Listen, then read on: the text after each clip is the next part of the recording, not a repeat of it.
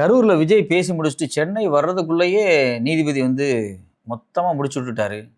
யாருமே எதிர்பார்க்காத ஒரு ட்விஸ்ட் தான் அது. சில கரூரில் இடைத்தேர்தல் வரப்போகுது. இடைத்தேர்தலில் எப்படி நீங்கள் சட்டமன்ற தேர்தல் தோக்கடிச்சிங்களோ அதே மாதிரி இடைத்தேர்தலில் திமுகவை வச்சு வெளுத்து விட்டுருங்க அப்படின்லாம் பேசிட்டு உற்சாகமாக பேசிட்டு வந்தார். அதுக்குள்ளவே ஹைகோர்ட் வந்து டப்புன்னு ஒரு கொட்டு வச்சிருச்சு. மொத்தம் ஃபெயிலியர், டோட்டல் ஃப்ளாப்னு சொல்லுவாங்கல்ல, படம் டோட்டல் ஃப்ளாப். அவர் போய் என்ன பண்ணுறாரு அப்படின்னா, அவர் பேசினது எல்லாத்தையும் பேசி முடிச்சுட்டு கடைசியாக அந்த நாட்டை கொண்டு வந்து எங்கே கட்டுறாரு அப்படின்னா, அடுத்த 20 வருஷத்துக்கு நம்ம தான் நம்ம ஜெயிச்சு வரணும். இவங்க ஒரு தீய சக்தி, திராவிடம் திருட்டு திராவிடம், அதனால் அவங்கள நம்ம ப்ரூவ் பண்ணணும், இந்த எலெக்ஷனில் திருப்பி ஜெயிக்கணும் அப்படின்னு சொன்னார்.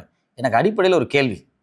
நீங்கள் கரூர் போனீங்க, கரூரில் உங்களை எதிர்த்து நின்னது, தாவேக்காக எதிர்த்து நின்னது விஜயபாஸ்கர்.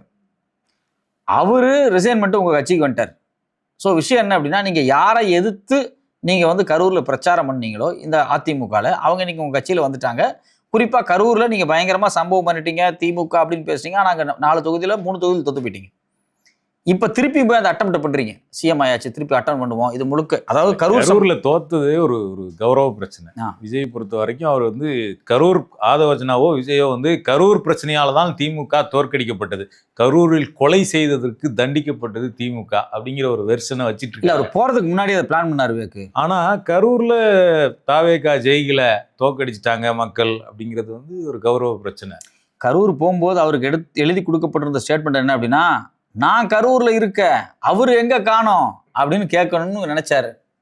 அது முடியாம போயிடுச்சு. கிட்டத்தட்ட கரூர்ல தாவேகா தோத்தது வந்து நம்ம எதோட ஒப்பிடலாம் அப்படின்னா, பிஜேபி வந்து அயோத்தியில தோத்ததோட ஒப்பிடலாம். ஆமா, இவங்க 2 பேருக்குமே அயோத்தியில தோத்தது பிஜேபிக்கு எப்படியோ கரூர்ல தோத்தது தாவேகாவுக்கு அப்படி. அப்போ அதை நான் அப்படியே விட முடியாதுல்ல. அதனால நான் ஜெயிச்ச கேண்டிடேட்டை தூக்கிட்டேன், எங்கள் பக்கம் தூக்கிட்டோம். ஜெயிச்ச கேண்டிடேட்டை தூக்கியாச்சு அவங்க பக்கத்துக்கு. மற்றபடி பல கட்சியிலிருந்து ரிசைன் பண்ணி தன் கட்சிக்கு வர வச்சாச்சு. குறைஞ்சபட்சம் 5 தொகுதிக்காவது பை எலெக்ஷன் நடக்கும் அப்படின்னு தான் இந்த பிளானை போட்டு அவர் வந்து பிரச்சாரம் பண்ணார். குறிப்பாக செந்தில் பாலாஜியை டார்கெட் பண்ணது தாராபுரம், பெருந்துறை, கரூர், இங்கெல்லாம் பை எலெக்ஷன் வச்சப்போ இவர் இருக்க மாட்டார், இன்ஃப்ளூயன்ஸ் இருக்காது, இவர் ஜெயிலில் இருப்பார், தூக்கி போட்டுருவோம். இந்த பிளான் தான் அவங்க ஒர்க் அவுட் பண்ணாங்க. அந்த பக்கம் பார்த்தா நீதிபதி செந்தில் பாலாஜிக்கு ஆதரவாக தீர்ப்பு கொடுத்துட்டாரு, அவருக்கு ஆன்டிசிபேட்டரி பெயிலை கொடுத்துட்டாரு. இன்னொரு பக்கம் பார்த்தீங்கன்னா 2 நீதிபதிகள், குறிப்பாக மெட்ராஸ் உயர்நீதிமன்றத்தினுடைய தலைமை நீதிபதியும் அருள்முருகன் அவர்களும் வெளிப்படையாக சொல்லிட்டாங்க, இது பார்த்தீங்க அப்படின்னா 31ஆம் தேதி வரைக்கும் இன்டீரியமாக தேர்தலாம் நடத்தக்கூடாது, பை எலெக்ஷனுக்கான உத்தரவே வரக்கூடாது. ஆக்சுவலாக 5 தொகுதிக்கு தேர்தல் நடத்தக்கூடாது, இடைத்தேர்தல்னு சொல்லியிருக்காங்க. மொத்தமாக 7 தொகுதி. ஆமாம், 7 எம்எல்ஏ இப்போதைக்கு காலியாக இருக்கிறாங்க. ஆமாம், அதில் வந்து 2 எம்எல்ஏக்கு பிரச்சனை இல்லை, மதுராந்தகத்துக்கும் தாராபுரத்துக்கும் பிரச்சனை இல்லை. மீதி 5 தொகுதிக்கும் இடைத்தேர்தல் நடத்தக்கூடாதுன்னு சொல்லியிருக்காங்க. ஏன் இந்த 5 தொகுதிக்கு மட்டும் சொல்லியிருக்கிறாங்க அப்படின்னா, இந்த 5 தொகுதியிலும் அந்த வேட்பாளர்கள் ஜெயிச்சது இருக்குல்ல, அந்த ஜெயிச்சதே செல்லாது அப்படின்னு தேர்தல் வழக்கு போடப்பட்டிருக்கு.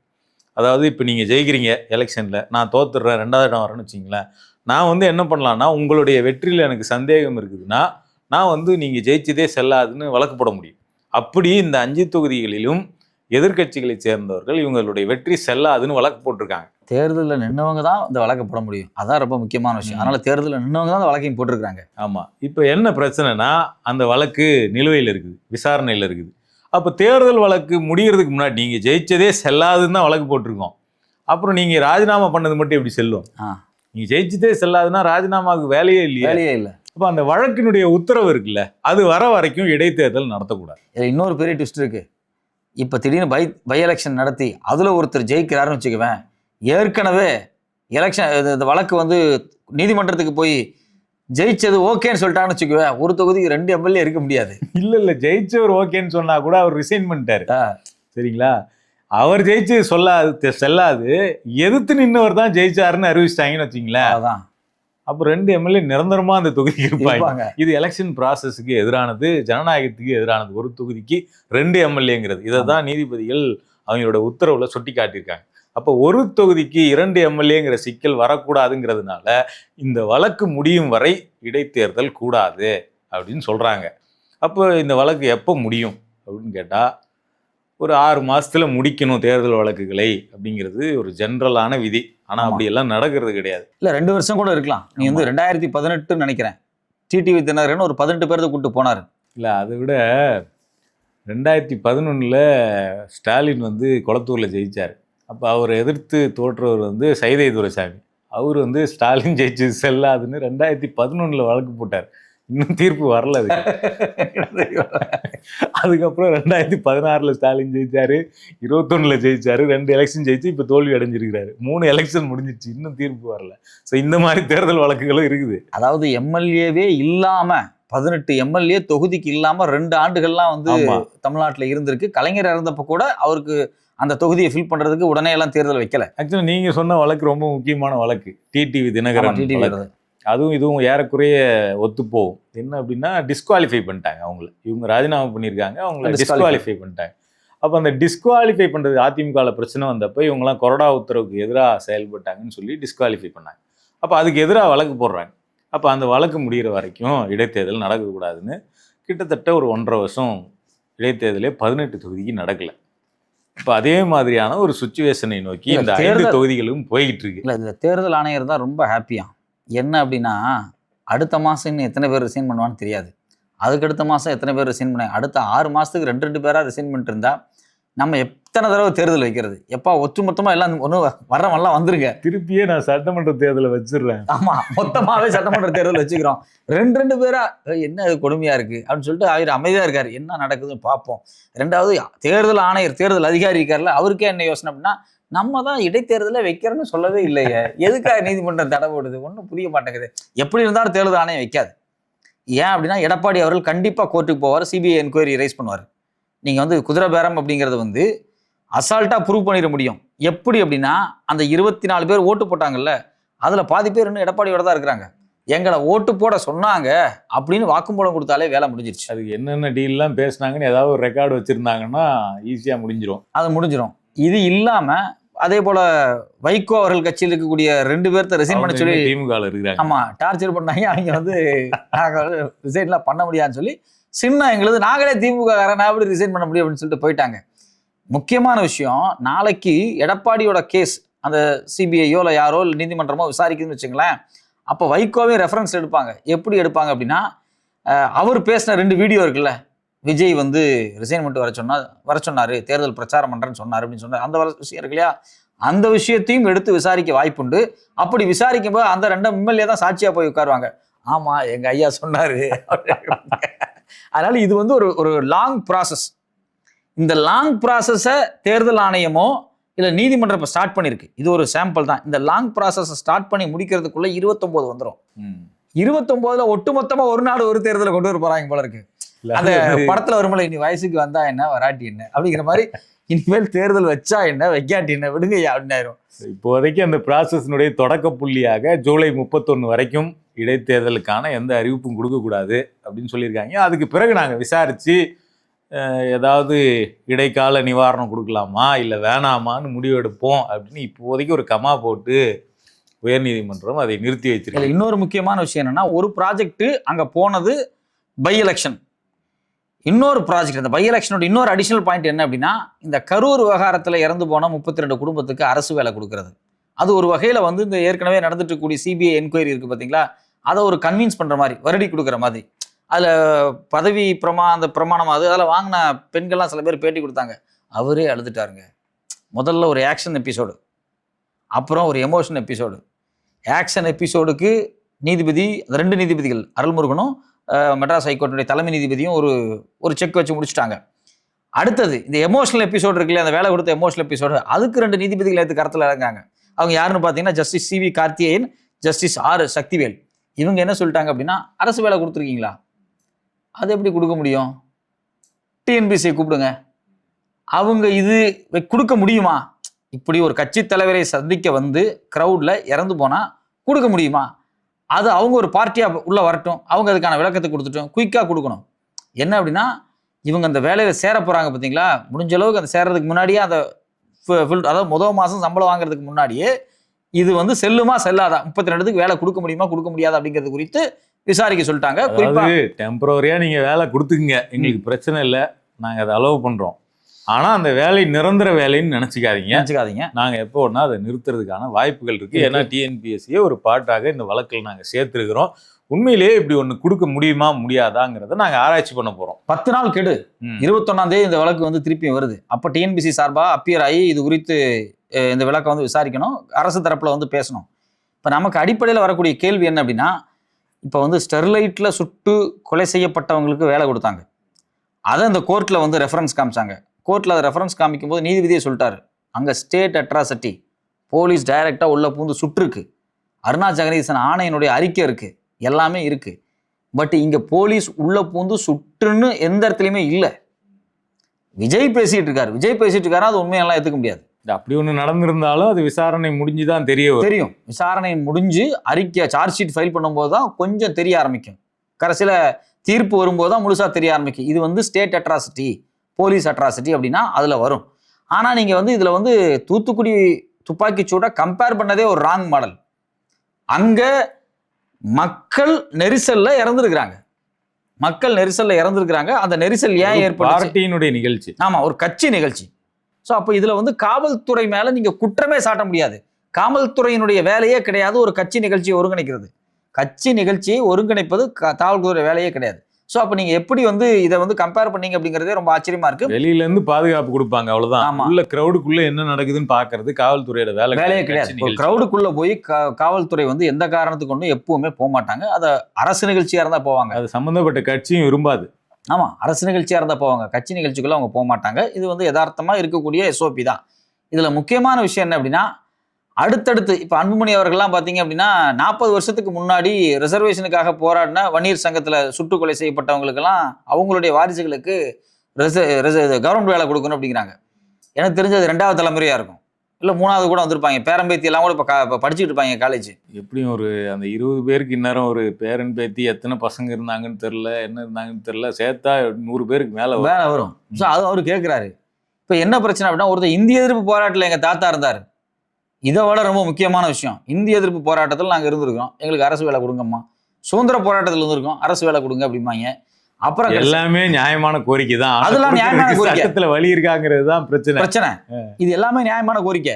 சுதந்திர போராட்டத்துல பாடுபட்டு செத்தவங்க குடும்பத்துக்கு கண்டிப்பா வந்து இதெல்லாம் செய்யணும். இப்போ வந்து வஉசி வந்து செய்யலுங்கிறது தானே அவங்க கேட்கறதுல ஒரு நியாயம் இருக்குது. ஆனா செய்ய முடியுமா, செய்யறதுக்கு அரசு சட்டத்துல வழி இருக்காங்கிறது தான் பிரச்சனை. இதுல நான் எதை கம்பேர் ஆளாளுக்கு இப்ப எனக்கு இந்த பிரச்சனை முக்கியம், அதனால நான் இதுக்கு கொடுத்துட்றேன், எனக்கு இது தேவையில்லை அதனால இது கொடுக்க மாட்டேன் அப்படின்னு சொல்ல முடியாது.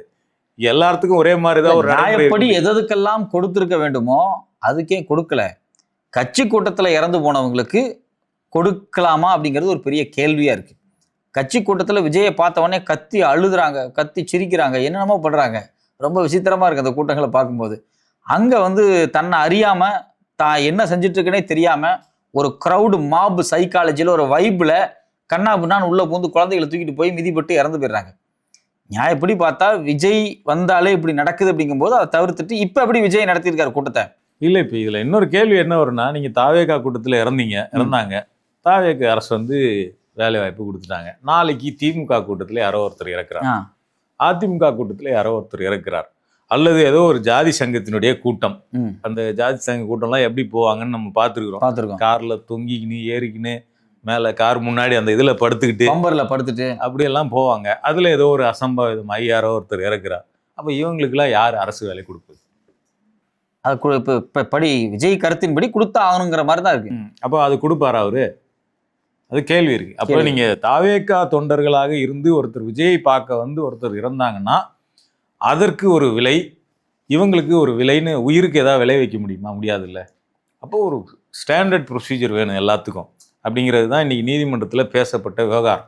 விஜயை பார்க்க வந்து நெரிசலில் இறந்து போனவர்களுக்கு அரசு உத்தியோகம் கொடுக்க வேண்டும் என்றால் வருஷம் முருகனை பார்க்க போகிற இடத்துல நெரிசல் ஏற்பட்டு நிறைய பேர் செத்து போகிறாங்க. அங்கங்கே கோயிலில் நெரிசல் ஏற்பட்டு மக்கள் இறக்குறாங்க. கடவுளை பார்க்க போய் நெரிசல் இறந்தால் வேலை கொடுப்பாங்களா? ஒரு கேள்வி வருதா இல்லையா? நெரிசலில் இறக்கக்கூடியவர்கள், நீங்கள் வந்து ஜெயலலிதா வந்து இந்த கும்பமேளாவை அவங்க இந்த இதில் மகாமகத்தில் போய் குளிச்சப்போ எக்கச்சக்கமான பேர் இறந்து போயிட்டாங்க நெரிசலில். இப்போ அதுக்கு அரசு வேலை கொடுக்கணும் அப்படின்னு ஜெயலலிதாவும் நினைக்கல. அதுக்கு இவர் ஒரு நல்ல சொல்யூஷன் சொல்லியிருக்கிறார். ஜெயக்குமார், அதிமுக ராயபுரம் ஜெயக்குமார் என்ன சொல்றாருன்னா, உங்கள் கூட்டத்தில் தானே வந்தாங்க, ஆமாம், நீங்கள் தான் அதுக்கு பொறுப்பு, நீங்கள் உங்கள் தொண்டர்கள் எல்லாரும். அப்போ நீங்கள் என்ன பண்ணுங்கன்னா, உங்ககிட்ட இல்லாத பணமா, உங்கள் கட்சியில் இல்லாத பணமா, விஜய் இருக்கிறாரு, ஆதவர்ஜுனா இருக்கிறாரு, ஜேபிஆர் மருமன் இருக்கிறாரு, இன்னைக்கு ஜெகத் ரட்சகன் பையன் போய் சேர்ந்துருக்கிறாரு, இவங்க கிட்ட இருக்க பணத்தெல்லாம் நம்ம எட்டி பார்த்தா கூட பார்க்க முடியாது. ஸோ அவ்வளோ பணம் வச்சுருக்கீங்க. அப்போ நீங்கள் வந்து இறந்தவங்களுக்கு 1 கோடி ஃபிக்ஸட் டெபாசிட் மாதிரி பேங்க் அக்கௌண்ட்டில் போட்டு விட்ருங்க. சூப்பரான ஐடியா அது. 1 கோடி போட்டாங்கன்னா மினிமம் 7% வட்டி அப்படின்னா கூட அவங்களுக்கு வந்து வருஷத்துக்கு 7 லட்சம் வரும். 1 கோடியை போட்டா 7 லட்ச ரூபானா அவங்களுக்கு மாத சம்பளம் வந்து கிட்டத்தட்ட 60,000 கிட்ட 50,000 60,000 ரூபா வரும். ஆமாம். நீங்கள் கொடுக்குற அரசு வேலையில் அவ்வளோ சம்பளம்லாம் வராது. அப்போ நீங்கள் உண்மையிலேயே அவங்க மேலே அக்கறை இருந்ததுன்னா உங்கள் பணத்தை ஃபிக்ஸட் டெபாசிட்டில் போட்டிங்கன்னா அவங்களுக்கு காலாகாலத்துக்கு அது பயன்படும். நல்ல ஒரு அட்வைஸை கொடுத்துருக்கிறாரு அவர். ஐடியாவை மக்களோட டேக்ஸ் மணி இது. ஊரா வீட்டு நெய்யில் நீங்கள் வந்து ஸ்வீட் செய்யாதீங்க அப்படின்னு தான் நம்ம சொல்ல வேண்டியது வருது. இப்போ நம்ம எல்லாம் வரி கட்டுறோம். இவர் கட்சி கூட்டத்தில் இறந்து போகிறாங்க, அவங்களுக்கு இவர் அரசு வேலை கொடுப்பாரு அப்படிங்கிறது எந்த வகையில் நியாயம்? நாளைக்கு அந்த நீங்கள் சொன்ன மாதிரி ஜாதிக்கு சங்கம் நான் என்ன சொல்ல, நீங்கள் கொடுங்க, உங்கள் பணத்துலேருந்து கொடுங்க. கொடுக்கக்கூடாதுன்னு யாருமே சொல்லலை. கொடுத்துட்டாங்க. ஏற்கனவே 20 லட்சம் கொடுத்தாங்க. நான் என்ன சொல்ல, ஏற்கனவே 20 லட்சம் கொடுத்தாங்க. தமிழ்நாடு கவர்மெண்ட் ஒரு 10 லட்சம் கொடுத்துச்சு. அந்தந்த கட்சிகள் போய் கொடுத்தாங்க. இந்த 35 லட்சத்தை பேங்கில் டெபாசிட் பண்ணாலே ஒரு அரசு ஊழியருக்கு வரக்கூடிய சம்பளம் உங்களுக்கு வந்துடும். ஆமாம், நீங்கள் கரூரில் உங்களுக்கு இடைத்தேர்தல் வருது, நீங்கள் வெற்றி பெறணுங்கிறதுக்காக இப்படி ஒரு விஷயத்த பண்ணக்கூடாது. ஆமாம், உங்களுக்கு ஒரு அஜெண்டா இருக்குது. இடைத்தேர்தலில் ஓட்டு கேட்கறதுக்கு கரூருக்கு போகிறீங்க. இவ்வளோ நாளாக போகல, ஜெயிச்சு 2 மாதம் ஆக போகுது, 2 மாதமாக போகல. எம்ஆர் விஜயபாஸ்கர் ரிசைன் பண்ண உடனே உங்களுக்கு கரூருக்கு போகணும்னு தோணுது. அப்போ போகும்போது சும்மா போகக்கூடாது, அரசு வேலை கொடுக்குறீங்க. கரூர் இடைத்தேர்தலுக்காக நீங்கள் அங்கே போகிறீங்க. எலெக்ஷன், உங்கள் எலெக்ஷன் கேம்பெயினுக்காக எதுக்கு கவர்மெண்ட் வேலையை கொடுக்குறீங்க அப்படிங்கிறது தான் கேள்வி. இதில் இன்னொரு முக்கியமான விஷயம் என்ன, இப்போ நம்ம பேசிட்டு இருக்கும்போது இந்த வட்டி குறித்து பேசினார் இல்லையா யார், ஜெயக்குமார் அவர்கள். இப்போ கொடுத்துருக்கக்கூடிய 30 லட்சம் இருக்குது பார்த்தீங்களா, இது இல்லாமல் ஒரு 5 லட்ச ரூபா அங்கங்கே எக்ஸ்ட்ரா கொடுத்துருக்காங்க. 35 லட்ச ரூபா கொடுத்துருக்காங்க இறந்து போன குடும்பங்களுக்கு. அந்த 35 லட்சத்தை டெபாசிட் பண்ணாலே மாதம் அவங்களுக்கு கவர்மெண்ட்டில் வரக்கூடிய சேலரி வரும். அதை கூட அவங்க வாங்கிக்கலாம். ஆக்சுவலி இது வந்து அவங்க ஏற்கனவே கவர்மெண்ட் செஞ்சுருக்கு. நீங்கள் கவர்மெண்ட் வேலை கொடுக்கும்போது என்ன சிக்கல் வருது அப்படின்னா, டிஎன்பிசி ப்ரிப்பேர் பண்ணுறவங்க, இது இல்லாமல் வேறு கவர்மெண்ட் எக்ஸாமுக்கு ப்ரிப்பேர் பண்ணுறவங்க வெளிப்படையாக வந்து விமர்சிக்கிறாங்க. சார், நாங்கள் 5 வருஷமாக ப்ரிப்பேர் பண்ணிட்டு இருக்கேன், நீங்கள் பாட்டுக்கு 41 பொசிஷன் அப்படிங்கிறது சாதாரண விஷயம். நாளைக்கு இன்னொரு க்ரௌடு நடக்குது ஒரு பெரிய விஷயத்தில், ஒரு 100 பேர் 200 பேர் மொத்தமாக இறந்து போயிடறாங்கன்னு வச்சுங்களேன். 200 பேருக்கு நீங்கள் அரசு வேலை கொடுப்பீங்களா? மொத்த போஸ்டிங்கே கால்ஃபேர் பண்ணுறதுல 200 போஸ்டிங் போகுது அப்படின்னா ஒரு மேஜர் போர்ஷனே போயிடும். ஸோ அப்போ இது உண்மையிலே ஒரு சிக்கலான ஒரு விஷயம் தான். அரசு பதவிகளை குறிப்பிட்ட அரசினுடைய அட்ராசிட்டி அதில் பாதிக்கப்பட்ட குடும்பத்துக்கு கொடுக்கலாம். ஒன்றும் இல்லைங்க, லாக்அப் டெத் நடக்குது இல்லை, 2 பேர்த்த கூட்டு போய் ஸ்டேஷனில் அடித்து தொங்க விட்டு கொன்று அந்த குடும்பமே இன்னைக்கு நடுத்தரவில் நிற்குதில்ல, அந்த குடும்பத்தில் நீங்கள் அரசு வேலை கொடுக்கலாம். அந்த குடும்பத்தில் அரசு வேலைக்கு தகுதி இல்லாத நபர் இருக்கலாம், படிக்காத நபர் கூட இருக்கலாம். அவங்களுக்கு ஒரு அமௌண்ட்டை வந்து அவங்க மேலே ஃபிக்ஸ்ட் டெபாசிட் பண்ணி மாதம் மாதம் அவங்களுக்கு வட்டி வர்ற மாதிரி பண்ணணும். இது அரசினுடைய அட்ராசிட்டி. இது ஒரு காம்பினேஷனாக பண்ணலாம், தப்பே கிடையாது. துப்பாக்கி எடுத்து சுட்டிங்க, குடும்பங்கள் அழிஞ்சிருக்காங்க, அப்பாக்கள் இறந்துருக்கிறாங்க, அம்மாக்கள் இறந்துருக்கிறாங்க, பிள்ளைகள் இறந்துருக்கிறாங்க, அந்த பெற்றோர்களுக்கும் வாழ்வு இல்லை. அவங்களுக்கு நீங்கள் அரசு வேலை கொடுக்கலாம். அங்கே கொடுக்குறக்கே ஆள் இல்லைன்னா இந்த சொல்யூஷனையும் பண்ணலாம். நீங்கள் ஒரு அமௌண்ட்டை அவங்க மேலே டெபாசிட் பண்ணி அவங்களுக்கு வந்து ஒரு மாதம் வந்து ஒரு வட்டி வர மாதிரி பண்ணி அவங்களுக்கு ஏதோ ஒரு ஹெல்ப் பண்ணணும். ஸோ இது வந்து செய்யலாம். பட் ஆனால் கட்சி கூட்டத்துக்கு இது செய்யலாமா அப்படிங்கிறத சிக்கல். அதான் இதில் முக்கியமான சிக்கல் என்னன்னா, இந்த வழக்கு ஏன் நீதிமன்றம் வரைக்கும் போகுது அப்படின்னா, ஒரு பக்கம் ஸ்டாண்டர்டான ப்ரொசீஜர் இல்லை எதுக்கெல்லாம் அரசு வேலை கொடுக்கணும் அப்படிங்கிறதுல, இன்னொரு பக்கம் இவங்க அக்யூஸ்ட், தாவேகா தரப்பு அப்படிங்கிறது அக்யூஸ்ட். இந்த வழக்கில் விசாரணை முடியல, சிபிஐ விசாரிச்சுட்டு இருக்காங்க.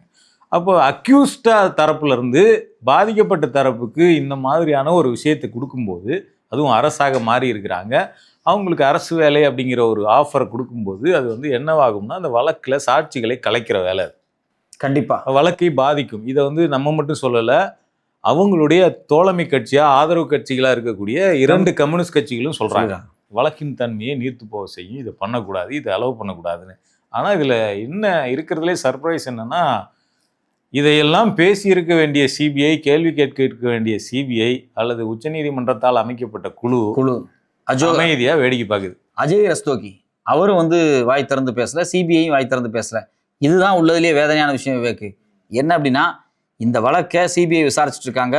உச்சநீதிமன்றத்தினுடைய முன்னாள் ரிட்டையர்டு ஜட்ஜு அதை மானிட்டர் பண்ணிட்டு இருக்காரு. 2 ஐபிஎஸ் அதிகாரிகள் அந்த குழு இருக்காங்க. மாதம் ரிப்போர்ட் சப்மிட் பண்ணணும். அதாவது யாருக்கு ரிப்போர்ட் சப்மிட் பண்ணணும்னா, சிபிஐ மாதம் அந்த கேஸில் ஒரு அப்டேட்டை உச்சநீதிமன்றம் போட்ட அந்த மானிட்டரிங் குழு இருக்குது பார்த்தீங்களா, முன்னாள் நீதிபதி அவருக்கு கொடுக்கணும். இவ்வளோ சின்சியரான விஷயம் இருக்குது. ஆனால் ஒரு முதலமைச்சரும் ஒரு மினிஸ்டரும் கான்ஸ்டியூஷனல் பொசிஷனில் இருந்துட்டு வெளியே வந்து நின்று இந்த கொலையை செய்தது போலீஸு, அதுக்கு காரணம் திமுகன்னு சொல்கிறாரு. இப்போ உச்சநீதிமன்றத்தினுடைய அந்த மானிட்டரி குழுவும் அதே போல் முன்னாள் நீதிபதியும் இப்போ இருக்கக்கூடிய சிபிஐ அதிகாரிகளும் விஜய் அவர்கள்ட்டையும் ஆதவர்ஜனாட்டையும் கேட்கணும், நீங்க என்னென்ன டாக்குமெண்ட் எல்லாம் வச்சிருக்கிறீங்க, போலீஸ் தான் குற்றவாளி அப்படிங்கிறதுக்கு அதை கொடுங்க, விசாரிச்சு அவங்க மேல தண்டனை கொடுக்கலாம் அப்படின்னு. நான் என்ன கேட்கிறேன், விஜய் சிஎம் ஆயிட்டாரு, போலீஸ் உங்க துறை வாரியா நீங்க ஒரு ஆக்ஷன் எடுங்க. யாரெல்லாம் கரூர்ல இருந்தாங்களோ அவங்கெல்லாம் இதுக்கு காரணம் அப்படிங்கிறது நீங்க துறை வாரியா உங்களால ஆக்ஷன் எடுக்க முடியுமா? நான் என்ன கேட்கிறேன், டிஜிபி தான் போலீஸுக்கு தலைவர், உங்க துறையின் மீது ஒரு குற்றச்சாட்டு வைக்கிறார் முதலமைச்சர். ஆதாரங்களை திரட்டி சிபிஐ கிட்ட கொடுங்க. ஆதாரத்தை திரட்டி கொடுங்க. ஏன் நீங்க வந்து சும்மா மேடையில பேசுறீங்க? சின்ன அதாவது நினைவு சின்னம் வைக்கிறேன் அப்படிங்கிறீங்க. நினைவு சின்னம் எதுக்கு வைக்கிறேன்னு சொல்றீங்க? அதை திமுக செஞ்சது, காவல்துறை செஞ்சதுங்கிறத அடுத்த தலைமுறைக்கு சொல்லணும் அப்படின்னு சொல்றீங்க. நீங்க அடுத்த தலைமுறைக்கு இதை சொல்றதா நீங்க சொல்றீங்க. ஆக்சுவலி விஷயம் என்ன அப்படின்னா, ஒரு வழக்கு இது போன்று நீதிமன்ற விசாரணையில் சப்ஜுடிஸ்ல இருக்கும்போது இதை வந்து டிஸ்கஸே பண்ணக்கூடாது, யாரும் பேசவே கூடாது. எங்கன்னா பொது வெளியில, அதுவும் கான்ஸ்டியூஷனல் அத்தாரிட்டி பேசவே கூடாது. இதுக்கு பல எக்ஸாம்பிள்ஸ் இருக்கு. ஏற்கனவே பார்த்தீங்கன்னா சுப்ரீம் கோர்ட்டில் வந்து சுப்ரீம் கோர்ட்டினுடைய சீஃப் ஜஸ்டிஸ் சூரியகாந்தே வந்து பங்களாதேஷ் வழக்கில், அதாவது இந்த சிட்டிசன்ஷிப் வழக்கில் பங்களாதேஷ் சார்ந்த ஒரு பெண், கர்ப்பிணி பெண்ணையும் அவங்களுடைய மகனையும் பங்களாதேஷ் பார்டரில் கொண்டு விட்டப்ப அது குறித்து நிறைய பத்திரிகையில் கட்டுரைகள் வந்தப்ப சாலிசிட்டர் ஜெனரல் துஷார் மேத்தா கோர்ட்லேயே வந்து இது தப்பு, கவுண்டர் நரேஷன் வைக்கிறீங்க, கன்கரண்ட் நரேஷன்ஸ் வைக்கிறீங்க அப்படின்னு சொல்லி ஆர்கியூ பண்ணப்போ சூரியகாந்த் சொன்னார், சீஃப் ஜஸ்டிஸ் இப்படிலாம் பண்ணக்கூடாது அப்படின்னு எச்சரிச்சிருக்காரு. 2023 அமித்ஷா அவர்கள் கர்நாடகாவினுடைய 4% ஓபிசி இஸ்லாம் கோட்டா குறித்த ஒரு விமர்சனம் எழுப்பிய போது, இந்த வழக்கு விசாரணையில் இருக்கும்போது நீங்கள் அதை பற்றி பேசக்கூடாதுன்னு இன்னைக்கு சுப்ரீம் கோர்ட்டில் இருக்கக்கூடிய நீதிபதி திரு நாகரத்னா அவர்களும் சரி, KM ஜோசப் அவர்களாக இருக்கட்டும், இல்லை இன்னொரு முக்கியமான நீதிபதி அவர் சிறுபான்மை சமூகத்திலிருந்து, இவங்க 3 பேருமே எச்சரிச்சாங்க, அதை இப்படிலாம் நீங்கள் பேசக்கூடாது, ஒரு வழக்கு இருக்குது அப்படின்னு. ஸோ அப்போது சட்டமன்றத்திலே பேசக்கூடாது. சமீபத்தில் ஜனவரி மாதம் கோவா சட்டமன்றத்தில் ஒரு வழக்கு விசாரணையில் இருக்கக்கூடிய வழக்கை ஒரு குறிப்பிட்ட எம்எல்ஏ வந்து சட்டமன்றத்தில் பேசினப்போ சபாநாயகரை தடுத்து நிறுத்த அவை குறிப்பிலிருந்து நீக்கினார். ஆனால் விஜய் அவர்கள் சட்டமன்றத்தில் பேசுகிறாரு, விஜய் அவர்கள் பொதுவெளியில் பேசுகிறாரு, எல்லா இடத்துலையும் இந்த விஷயத்தை பற்றி பேசிட்டு இருக்காரு. ஆனால் இதெல்லாம் அவர் பேசுகிறாருல்ல, இந்த ஒட்டுமொத்த மிஷினரியும் அமைதியாக இருக்குது. ஆமாம், அது ஏன் அமைதியாக இருக்குது அப்படிங்கிறது பெரிய கேள்வி. அப்போ இந்த இடத்துல தான் நமக்கு எழக்கூடிய கேள்வி என்னன்னா, விஜய் பாஜகவை பற்றி பேச மாட்டார், அவரை கொள்கை எதிரி, அவர் தாங்க எங்கள் கொள்கை எதிரி, ஆனால் அவரை பற்றி நாங்கள் பேச மாட்டோங்க, ஆமாம் அப்படின்னு சொல்லிட்டு ஒரு நிலைப்பாட்டை எடுத்திருக்கிறார். இன்னொரு பக்கம் பாஜகவில் நயனார் நாகேந்திரன் மட்டும்தான் விஜய் எதிர்க்கிறார், நிர்மலா சீதாராமன் பாராட்டுறாங்க, அண்ணாமலை பாராட்டுறாரு, அகில இந்திய தலைமையில் இருக்கக்கூடிய எல்லாரும் அமைதி காக்குறாங்க. அப்போ இவங்க 2 பேருக்குள்ள ஒரு அண்டர்ஸ்டாண்டிங். இவர் சொல்கிறாரு, உயர்கல்வித்துறை அமைச்சர் விஸ்வநாதன், நாங்கள் முதலமைச்சரும் ஆளுநரும் ஒரே புரிதலில் நல்லா போயிட்டுருக்காங்க, அவங்கள அப்படியே போக விடுங்க அப்படின்றாரு.